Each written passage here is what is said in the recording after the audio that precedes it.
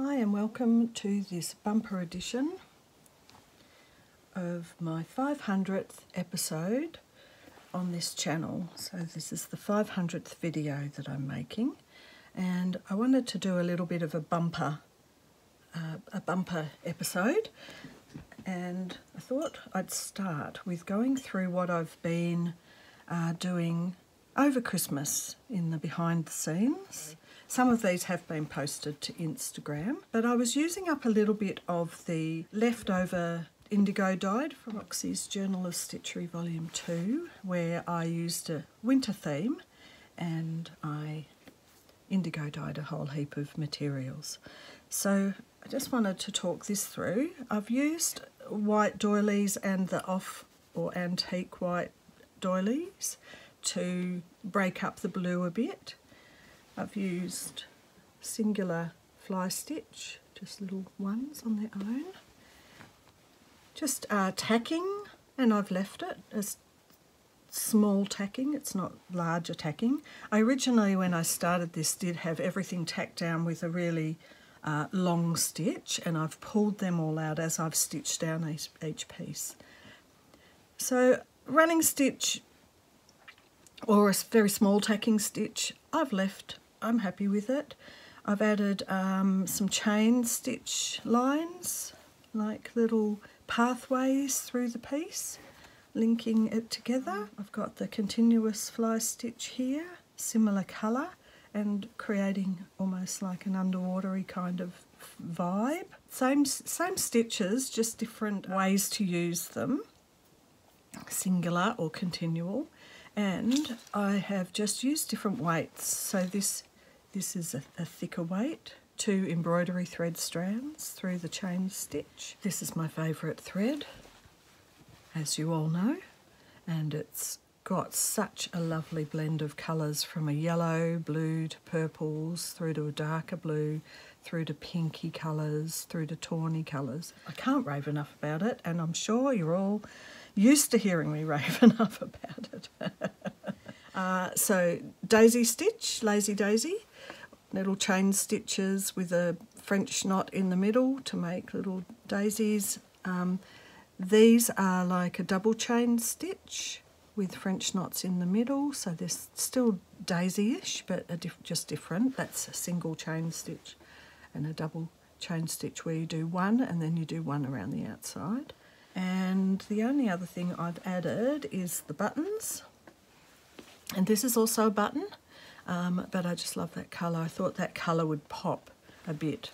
So it's got a hole through the centre, and I got a string of these basically for making for bracelets. So this is something that I just like to play with at night. It's put some material down and have a nice, easy, non-thought out stitch and relax in front of the TV.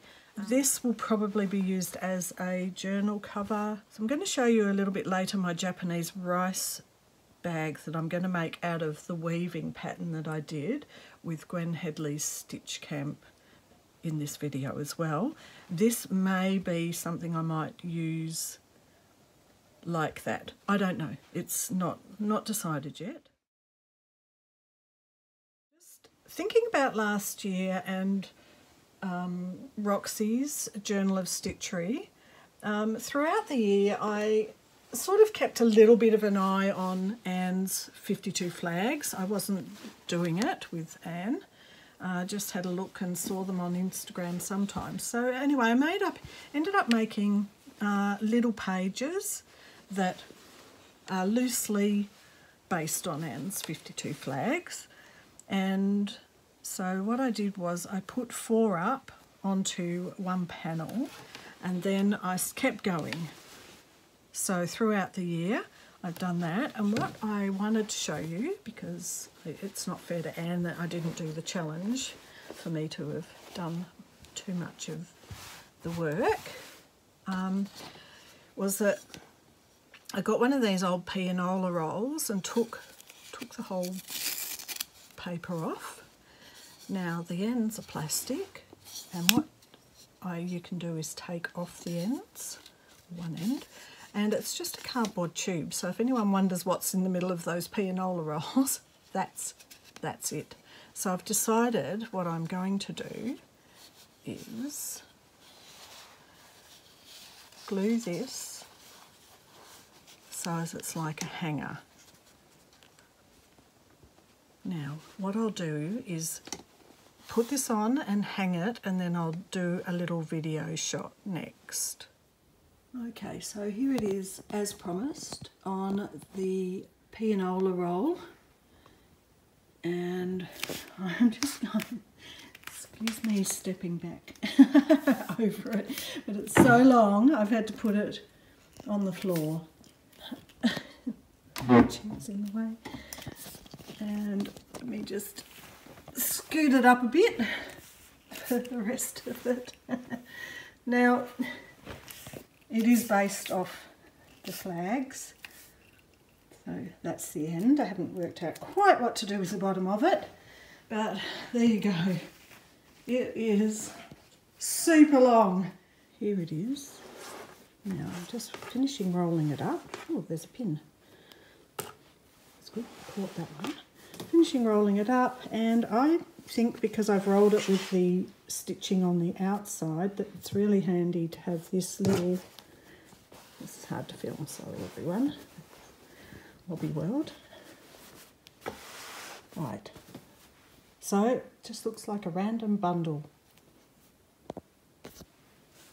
I don't know how else I could actually display it because it really is too long to put up on a wall unless you had a big massive long wall. But there you are, that's my big massive scroll of work I did during the last year when, you know, off camera. Hope you enjoyed having a look at that.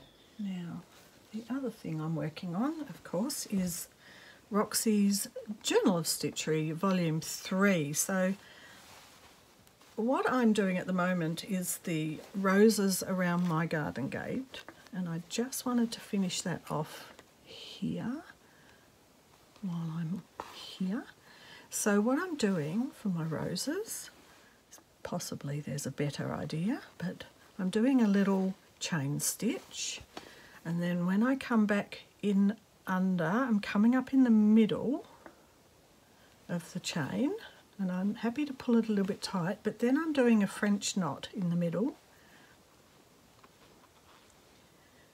Anything from 3 to 5 turns around the needle, and then just pulling it through, and it's sort of giving, I don't know if you can see it up close, but it's kind of giving a three-dimensional look. You know, it's got that base chain stitch there, and you can see them all around, and then the French knot in the middle of the chain stitch gives a real bit of a raised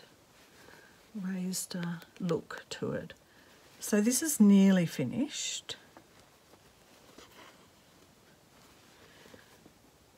and I guess we're nearly up to the next prompt. So 2 prompts a month. So what you can see that I haven't actually addressed yet, put that there. I haven't heated it up to get rid of the markings that I was doing in the background, but I want to show you how it started. So this is going to be my spool. I haven't worked out if it's going to go, maybe it's going to go this way. I've done it as a loop like this, so it's possible that I might glue that there and just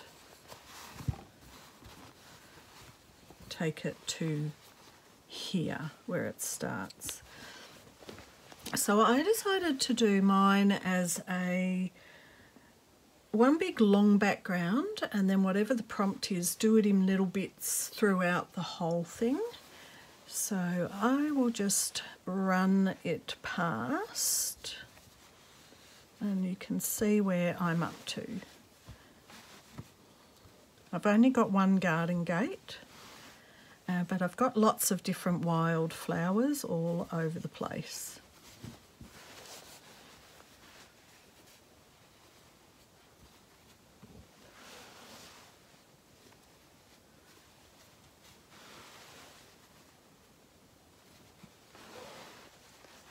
And here's the end. Still may put in more wildflowers. As we go, we'll just see what works. The featured book or artist today is Fassett, and it's Fassett's Bold Blooms, Quilts and Other Works Celebrating Flowers. So Fassett has quite a lengthy time, you know, in the embroidery world, painting, stitch samplers, and just this colour palette, or these colour palettes. And he's quite well known for mixing up colours. So look at this beautiful embroidery. This looks like it's probably machine embroidered, but I thought you'd like just a quick little flip through, see what we can see. So as you can see, it's very I don't know, you can't even put a name to it. It's like this is a bit Asian, the colours in this are a little bit, so it's a bit Japanese, but it's also, they're very vibrant, like they're a little bit Mexican inspired. All in all, very Kaffe, I would say. But look at all the way that these different colours are put together. It's just astonishing, the colour combinations that it gets.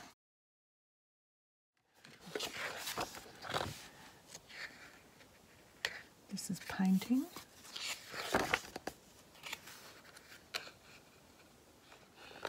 Just move the book so you can see a bit better. But just like astonishing the work that he's done. The quilts, the vases with the flowers. Just look at that, and even I just don't even know. I wouldn't even. This looks like washi tape holding it all down, but even that is still. What sort of a palette would you call it? Like, it's a flamboyant palette, isn't it? That's what I'd call it. Flamboyant. It's wonderful. All those blues, but then pops of yellow and orange and reds. Okay, so here he is painting. What a fabulous body of work. Painted kimono in the background. Prints. So this is Philip Jacobs' begonia leaf for the prints on here, but there's so many applications to fabric. So quick flip through, obviously inspired by picking actual flowers from the garden. Absolutely stunning work. I can't even imagine, this is so, it's not even Baroque. You know, how do you even put a label on it? Because when I see this gold, I go, gee, this is really like French Baroque. But it's not, because it's got these English-looking flowers. And look, how would you put all those colours together? Anyway, I'm in awe. I'm inspired and in awe, and just fascinated, really, honestly. Painting, what a body of work, as I already said. And look at these flower slippers. All got tiny little flowers, and they're so bright and colourful. So anyway, hopefully you have a little bit of inspiration from a bit of a squiz through this book. And look at that, a wedding cake. Now that's a wedding cake. Oh, I would love this quilted jacket. That's what you'd like to find in the op shop, wouldn't you? Oh, that's just gorgeous. So, all right, that's a lovely little, this is like having a little wander around an antique market or something. Just a flip through a book like this. Inspiration. Now, I know that when Louise from Mainly Sewing here in Victoria, Australia, she runs a lovely lot of quilt and stitch. Let's just say stitch because it covers so many things, classes down the peninsula, and I went to one of Lisa Mattock's there, which was wonderful. And when Lisa took people through France recently, Louise went on to Denmark and other places, and I noticed on her Instagram she went to the Kaffe Fassett Museum. So mainly sewing is Louise's name, and you can probably catch a couple of her photos on Instagram if you go and look her up. But look at this, I love this, how it's gotten old and it's a bit loose, so there's this, you can see through to this background. I love that, that's great.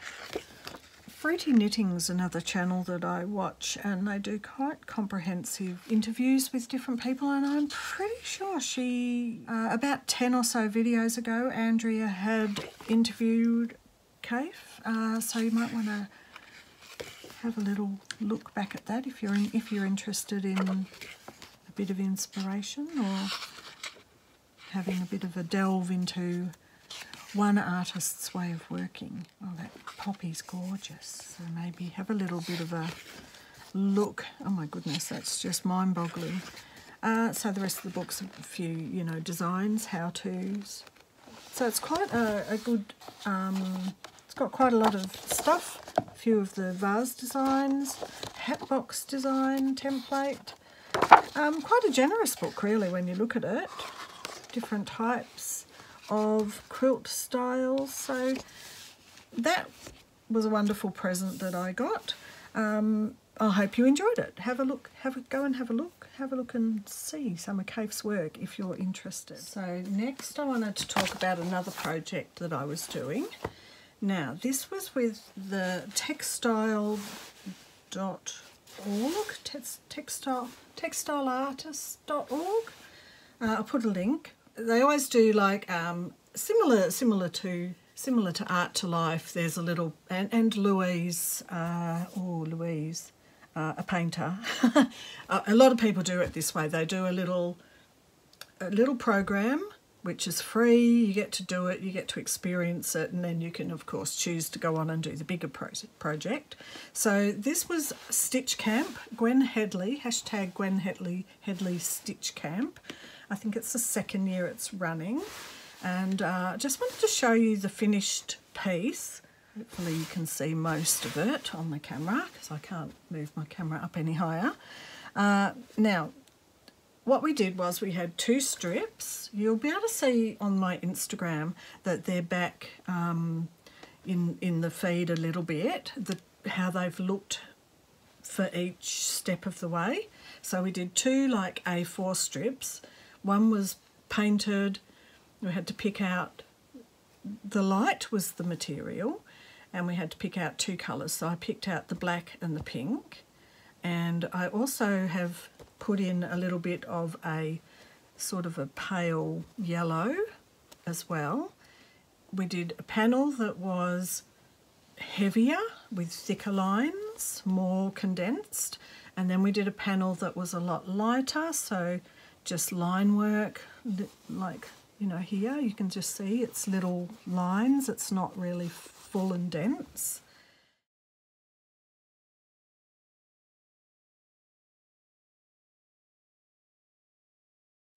And then what everyone was doing was a long strip where they were cutting up and sewing them all together. I want to make a komebukuro bag, which is a Japanese rice bag, because I haven't made one before. So I'm showing you my panel, and this will be one side of the rice bag. And the rice bag's fairly easy because it's just all the squares the same size, and then another set of squares the same size to basically do your lining. So simple. So if you can imagine, one square is going to have my design on. That's what I'm going to be making. So the premise was that you found little patterns that helped you to blend over. So I chose to tear mine up into lots of strips and weave them all in. So they're all woven in. Then I've added in a couple of the little strips of the pale yellow, and this was one of the techniques Gwen was talking about, where if you felt like it was a little bit boring or there was a patch you didn't quite like, you could actually add an extra bit of material in. So I have done that there. And then the idea was to sew and try to get them blending in so as it looks like one piece rather than you're seeing it as a patchwork, of course. You know, I didn't really want to have it looking obvious as a patchwork, even though I know it was. And I did want to still leave in a bit of these frayed edges. And at the time I posted the final picture onto Facebook and Instagram to say, hey, do you think all of these should be tucked under, or should they be left out all scrappy?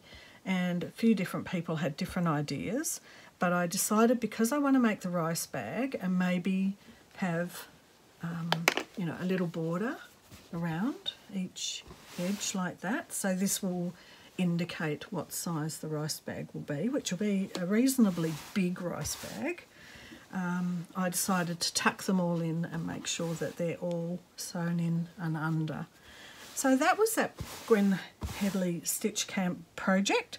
Really loved it and quite happy with the results. What I'm actually going to do is scan it in and then have a play with, you know, background, like how does it look if I muck around with the different colours, lighten it, darken it, make it more contrasty, add more green, you know, all of those things that I love to do with the piece that I've made. And I'll see if it's worthy as maybe some background printouts and put them up in my Etsy store. So that is that project. Okay, so one of the projects I've just started, I'm a bit late to the story, but never mind, is the 3 to 5 project. Now it's Elaine by the Teacher's Table. I think her Instagram is the Teacher's Table Project, not Scraps. Anyway, either way, Elaine has started doing this project. So the hashtag is the Teacher's Table Scraps 3 to 5 and hashtag 3 to 5 Scrap Challenge. So I've started with a little book. So I've just got, this is old flannel sheets that have been cut up, and that was the backing that I used on my panels that are the larger scroll, and I've just folded a whole heap. It didn't have to be perfect. I've just folded a whole heap and bound them together with a bit of string. So I've just sewn some, it's like a silky cotton, sewn them together like that. Now I've made a little cover, so on one page, so they're all pages like this. So this will be the front cover, so it's 3 to 5, and I've just put some linen, done a running stitch across, cut out some little numbers and letters from batting, and tack them down with 2 different types of embroidery floss. So my first project, so I chose 3. I just thought, it's a little book, it doesn't need to be big, it's fine, it can be a small little page at a time. So my 3 bits of material, I've got a bit of that same linen from the front cover. I've got a bit of, now Lily bought a couple of a sheet set, and it's in this beautiful silk, and sometimes pillowcases come in a little bag, and it had this gorgeous bag out of the same pattern and colours with some really great little buttons and buttonholes folded over to hold it in. So I've been cutting up those little pillowcase bags and just using the bits and pieces from there. This is a button, so the other bit, I've got a bit of doily, and I'm using that as my 3rd bit of material. But this is also a 3rd bit of material, and it's a button from an old hole from an old cushion, which is upside down.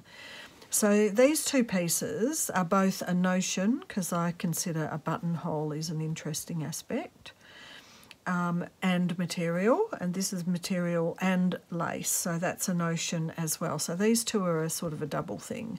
And I've got a bit of ric-rac. So lace, button, buttonhole, ric-rac is actually 4. Material, material, material, material is actually 4, and I've got 3 different types of threads. I thought I'd get relatively close to some of the colours. Not absolutely perfectly close, but enough to give some interest. And I chose this one because this is the colour I've used around the outside of the letters and numbers. So I'll get sewing with that, get them all. I've pinned them down already. I've already thought about where I want them to go. What I'm going to do, so this is what I'm going to do. This isn't necessarily what Elaine's doing or what anyone else is doing. I just decided, I thought, I haven't made a little embroidered book for a while, so I will be embroidering these pages together once each of the panels is finished. So this will be my second one. Elaine's saying, well, 3 to 5 a month, so I don't know. I'm not holding myself to too much. We'll just see what happens. So my next page will be here, and then I will do the next page here so that they can be joined together, and all the, the back of the embroidery is all hidden away inside the pages. So that's that, and I'll be back when I've put it all down. Okay, so I've come back just to show you my sort of half or a quarter of the way through. I've done some pink running stitch along here to tack these down and this way, and then I've used some of the orange, so I've done some French knots, and I've come down here, come across, done a whole heap of little crosses, and then come back up here. So that's where I'm up to with that.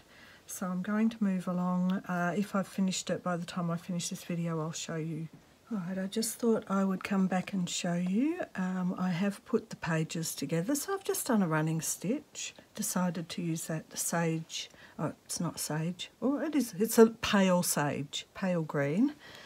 And here's my finished page. I've got some bullion knots, a lot of running stitch and some French knots and some crosses. And I've gone over the buttonhole to accentuate it a little bit more with some of the pink. So that's my first one for the 3 to 5 scraps challenge. Alright, so you can check out the link to Elaine's Instagram in the description box below to find this challenge, which has only just started, so if you want to jump on board, why not? Okay, now what's next? Alright, I think I better start to wrap this video up. It's going rather long. So I just wanted to show you, and I'll have to come back with the rice bag, Kantha stitch. So this is actually a traditional Kantha stitched. It's like a throw or a a bedspread or something like that. So these were on sale on Etsy. So I thought I'll grab one because I thought maybe I want to cut it up a bit because it's made of old saris and stuff like that. But then I thought, oh, it's actually a traditional Kantha stitched piece, and I thought maybe I won't cut it up after all. So I just thought I'd show a little bit of the stitching. So it's all the running stitch holding, look, it's 3 pieces. The Etsy thing said there's 3 layers of cotton. So I don't know what the middle bit is. It might just be like that. And then they've done like a cross stitch over the top just to edge it. So on one side is all this green, like that. It's really lovely.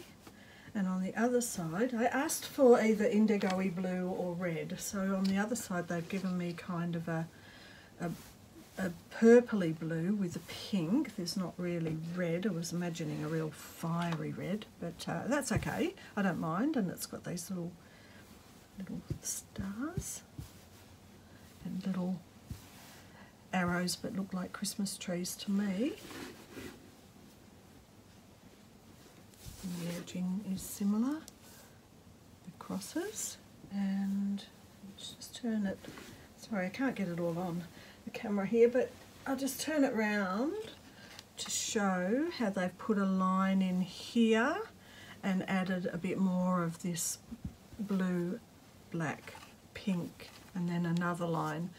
So these could have been offcuts, or they could have been ripped bits of material and they've been patched. But there you go. I thought I'd show you that. So I'm going to wrap it up now with this bumper 500th issue video, and let's see what happens. There might be some changes to the channel. I'm going to open a little subscribe on the YouTube, just a little one where I can do some behind the scenes and have some chats and have a couple of projects, have a couple of freebies, all of that sort of stuff. And that'll just be like basically the price of a coffee a month. So that's not too bad, is it? It's not expensive, and it will be just like coming and having a coffee together and you're buying a coffee. So that will come up after I've uploaded this. So I hope you've enjoyed the bumper issue, and good to be back. I did take a bit of time off, but that's okay. Sometimes we need that. I will see you in the next one, and I hope everyone is doing well. Bye for now.